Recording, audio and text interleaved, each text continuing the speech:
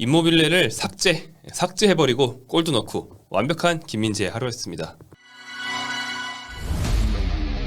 안녕하세요, 통기자입니다. 김민재 선수가 4일 새벽에 보여준 환상적인 경기력에 대해 함께 이야기해보겠습니다. 자, 나폴리가 강호 라치오 원정에서 2대1로 승리를 했는데요. 김민재가 이제까지 치른 5경기 중에 가장 강한 상대였죠. 일단 라치오 다 아시죠? 강팀이잖아요. 그리고 최근 성적만 봐도요, 지난 시즌 5위로 꽤 높았고, 마우리찌오 사리 감독, 그의 사리볼이 자리 잡아가는 2년 차예요. 그래서 작년보다 더욱 기대를 모으고 있는 상태이기도 했습니다. 영입도 잘 된 편이고요. 또 3라운드에서는 인테르 밀란의 3대1 승리를 거두기도 했던 팀이에요. 여러모로 봐서도 굉장히 위협적이었죠. 특히 김민재 입장에서는 상대 팀에 세리에 최강 공격수 임모빌레가 있었기 때문에 이 매치업에 우리로서는 더욱더 관심이 갈 수밖에 없었습니다. 먼저 김민재 선수의 골 장면에 대해 이야기를 해볼까요?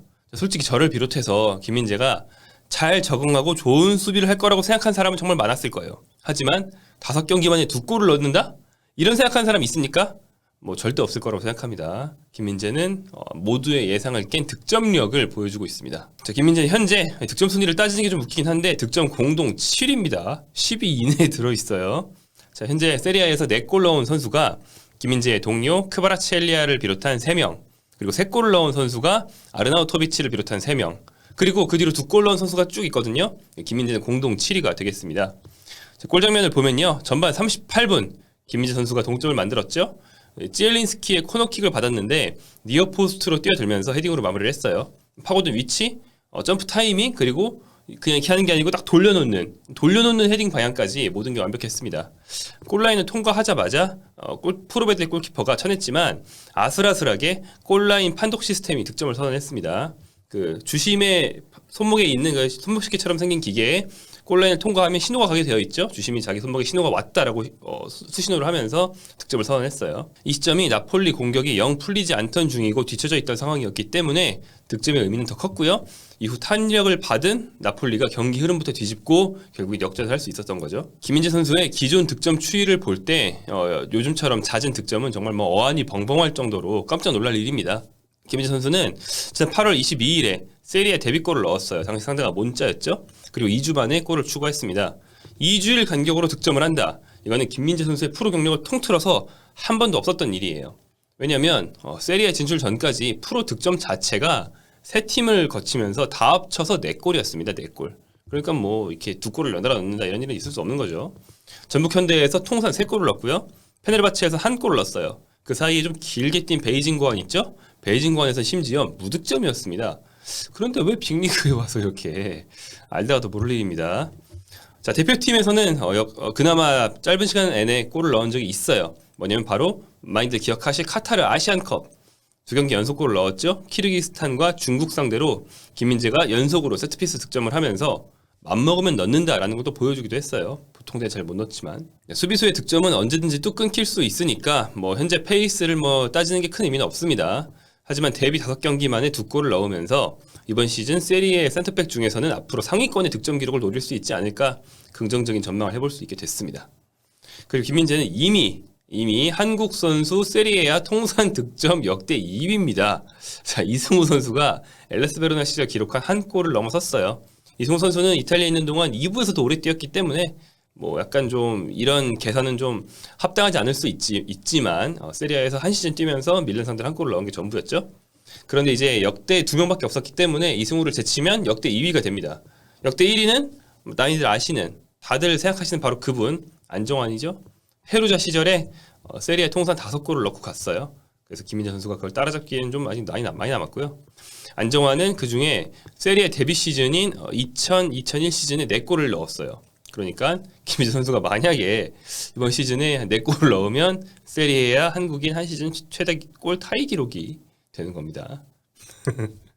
자, 그렇다면 김민재의 헤딩골이 늘어난 게 일시적인 현상일 뿐일까요? 물론 지금처럼 5경기당 2골, 경기당 0.4골 페이스를 유지할 거란 말은 절대 하지 않습니다. 그러면 이번 시즌 17골이에요. 센터백이 17골 넣으면 무슨 옛날 네덜란드 페널티킥 차던 센터백들도 아니고 그런 일은 불가능하죠.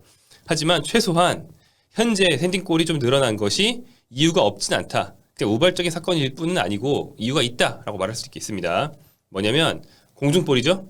김민재 선수는 앞선 4라운드까지 세리아에서 공중볼을 가장 잘 따는 선수였습니다. 압도적인 제공권의 수비수가 있으면 당연히 그 선수를 세트피스 공격에 참여시키고 중요한 유닛으로 쓰기 마련이죠. 사실 앞선 팀들은 김민재 선수를 세트피스 공격에서 그렇게 중요하게 쓰지 않는 경우가 많았어요. 특히 바로 전 팀인 페네르바체는 3백을 할 때 오히려 김민재를 제외한 2명을 박스 안으로 집어넣고 김민재는 좀 뒤쪽에 놓는 경우도 있었거든요. 그런데 나폴리에와 보니까 대체적으로 단신 팀이기도 하고 김민재, 라흐마니, 앙기사, 오시멘 정도를 빼면 팀원들이 대체로 작아요. 그렇기 때문에 김민재가 세트피스에서 중요한 역할을 하고 있고, 그뿐 아니라 김민재 스스로 제공권이 향상된 느낌을 확실히 줍니다. 4라운드까지 헤딩 경합 성공 횟수 1위였다는 거는 굉장히 놀라운 기록이고, 김민재의 파트너 라흐마니가 일반적으로 훨씬 키가 큰 선수임에도 불구하고 김민재 선수가 더 앞선 타점을 찾는 능력, 기본적으로 이제 상대 공격수와 더 자주 경합하다 보니까 김민재가 경합을 자주 하고 또 열심히 해야 된다는 점, 이런 점들이 겹쳐지면서 김민재 선수가 현재 압도적인 공중볼 획득 기록을 가지고 있는데요. 이처럼 제공권이 좋다면 세트피스 공격에 써야겠죠? 앞으로도 큰 비중을 차지할 것으로 기대가 됩니다. 여기까지 골이었고요. 김민재 선수의 본분, 수비 측면에서도 흠잡을 수 없었다는 것을 한번 살펴보겠습니다. 사실 이날 김민재 선수의 수비는 이제까지 치른 4경기에 비해서 훨씬 불편해 보였어요. 그러니까 어려운 경기였습니다. 왜냐하면 뒷걸음질을 치면서 수비를 해야 했기 때문이죠. 기본적으로 수비라는 건 이제 후방에서 자리를 잡고 있다가 그 근처에서 그냥 조금밖에 안 움직이고 정적으로 하는 수비 편하죠. 그 다음에 앞으로 나가면서 막는 것도 자기 눈에 다 보이니까 쉽습니다. 그런데 상대가 공수 전환 상황에서 또 속공 상황에서 밀고 들어올 때 뒷걸음질 치면서 발을 뻗을 타이밍도 제한되고 또 상대방이 어디로 패스할지 다 읽어서 수비를 한다는 건 상당히 어려운데, 이날은 그런 경기였습니다. 라치오는 이 사리 감독의 팀답게 공수 전환 상황에서 침투하면서 공격을 하지 스트라이커에게 롱볼을 날리는 법은 없었어요. 또 수비수 입장에서 가장 막기 까다로운 공간, 하프 스페이스, 측면도 중앙도 아닌 그 사이 공간으로 라치오가 공을 많이 투입하면서 역시나 수비할 때 좀 머리를 많이 써야 되고 굉장히 좀 생각할 게 많은 복잡한 날이었습니다. 그런데 김민재가 대처를 정말 잘했어요. 수치로는 잘 드러나지 않지만 상대의 하프 스페이스 공략과 패스워크에 대해 나름대로 잘 대응했습니다. 물론 완벽하진 않았죠. 제가 기억하는 장면만 해도 김민재 선수가 올라갔다가 수비에 실패했는데, 그래서 공이 김민재를 지나쳐서 문전으로 투입되고 라흐마니 혼자서 간신히 막아낸 그런 장면도 있었습니다. 근데 이런 거는 세금 같은 거죠. 왜냐면 김민재가 빌드업과 수비 양면에서 라흐마니보다 훨씬 넓은 커버 범위, 더 다양한 역할을 요구를 받고 있잖아요. 그렇기 때문에 라흐마니와 김민재 중에서 한 명이 나가야 된다면 김민재가 나가는 게 보통이고, 김민재가 나간다고 100번 나가서 100번 다 끊을 수는 없잖아요. 그럴 때 공이 문전으로 투입되면 그건 라흐마니가 책임져 주는 것이 이 팀의 수비 시스템입니다. 그렇기 때문에 최종 수비 상황에서 김민재가 없고 라흐마니만 있었다고 해서 그게 너무 자주 있을 때 문제가 되는 거지, 한두 번일 때는 우리가 걱정할 필요가 없겠고, 대체로는 김민재가 잘 막았다. 특히 자신과 풀백 마리우 후이 사이를 공략하는 상대의 측면 공격, 하프 스페이스 공격에서 김민재가 좋은 자리를 잘 선점하고 미리 막는 모습을 잘 보여줬습니다. 이게 굉장히 중요한 수비죠. 특히 치로 임모빌레를 완벽하게 방어를 해냈어요. 임모빌레는 세리에 한 시즌 최다 기록골 타이 기록, 그 다음에 유로피안 골든슈 1회 수상, 다수의 세리에 득점왕 수상 등의 정말 엄청난 득점 기록을 가지고 있는 세리에 최고 공격수죠. 물론 다른 나라에 나가거나 국가대표팀에서는 좀 기량이 안 나오기 때문에 국내용, 내수용이라는 비아냥도 있긴 합니다만 최소한 국내에서는 엄청난 선수입니다. 그런데 이날 임모빌레는 슛을 단 1회 하는데 그쳤습니다. 일단 김민재 혼자서 한 건 아니고 수비 조직과 라흐마니 선수 등의 파트너까지 잘 해줬다고 볼 수 있겠지만, 기본적으로는 가장 범위가 넓고 이제 임모빌레를 가까이에서 또는 멀리서 견제할 일이 많은 김민재가 제일 큰 역할을 해줬다고 봐야겠고요.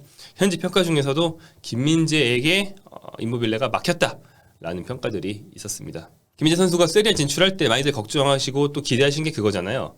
이제까지와 달리 정말 세계 최고의 공격수들과 만났을 때 어떤 모습을 보일까였는데, 그 중에서 좀 덩치가 큰 선수는 오히려 김민재가 몸싸움으로 압도당하지 않고 버티면서 수비를 충분히 할 수 있지만, 임모빌레처럼 작고 빠르고 꿀감각 좋은 선수를 어떻게 막을지가 굉장히 궁금했어요. 그런데 이날 증명해냈습니다. 그러면서 김민재 선수는 겨우 5경기 하긴 했지만 득점과 수비 양측에서 이미 널리 인정을 받고 있는 것 같고요. 더 이상 적응이나 빅리그에서의 경쟁력 같은 얘기는 안 해도 될 것 같습니다. 이미 김민재는 빅리그 수준급 센터백이고요. 여기서 빅리그 최고 센터백으로 나아가느냐 아니면 그냥 수주금 센터백 정도로 이제 이번 시즌 잘 치르느냐. 그러니까 베스트냐 덜 베스트냐 이 정도의 기로에 있습니다. 환상적인 빅리그 첫 시즌 열어가고 있는 김민재 선수의 5라운드 라치오전 리뷰였습니다.